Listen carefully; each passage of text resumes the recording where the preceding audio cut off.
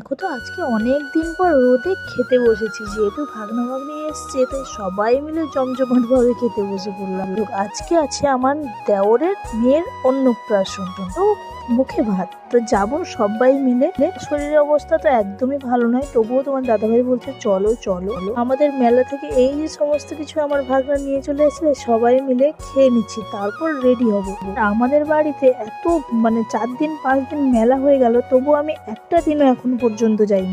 বলতে বলতে আমি কিন্তু রেডিও হয়ে পড়েছি, আর সিম্পল ভাবেই যাচ্ছি, যেহেতু বাড়ির একদম তো সাজুগুজু করতে হবে তার কোনো মানে নেই। হ্যাঁ, তোমাদের সঙ্গে গিফটটা কি নিয়েছি ওটা তোমাদের সঙ্গে শেয়ার করতে পারলাম না, কারণ অনেকটাই লেট হয়ে গেছিল। ওখানে গিয়ে আমি আমার সোনামাকে পরিয়ে দিয়েছি, ওখানেই তোমাদের সঙ্গে শেয়ার করবো। তো দেখো তোমার দাদা ভাই আর আমি দুজন বেরিয়ে পড়েছি, আর ছেলে আমার ভাগনা ভাগ্নি সবাই একসঙ্গে যাচ্ছে। এই যে আমার সোনা টুকটুকি বেরিয়ে পড়েছে, দেখো আমার কোলে এসে মোবাইলের দিকে কত সুন্দরভাবে তাকাচ্ছে। ওই জামাটা যে পরে আছে ওটাও আমি দিয়েছি, কত সুন্দর লাগছে দেখো জামাটা পরে। আর ওই যে হাতে তাবিজটা পড়েছে ওটাও দিয়েছি। এটাই হলো আমার কাছ থেকে ছোট্ট একটা উপহার আমার সোনামার জন্য। আমার মেয়েকে কেমন লাগছে একটু কমেন্ট করে জানিও তো। আজকে ওর অন্নপ্রাশন, মুখে ভাত, সবাই একটু আশীর্বাদ করো যেন ওর ভালো থাকে, সুস্থ থাকে এবং একটা মানুষের মতো মানুষ হতে পারে।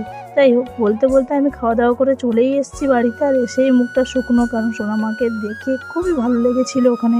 যতক্ষণ আজকের মতো এইটুকুই। কেমন লাগলো কমেন্ট করে জানিও সবাই।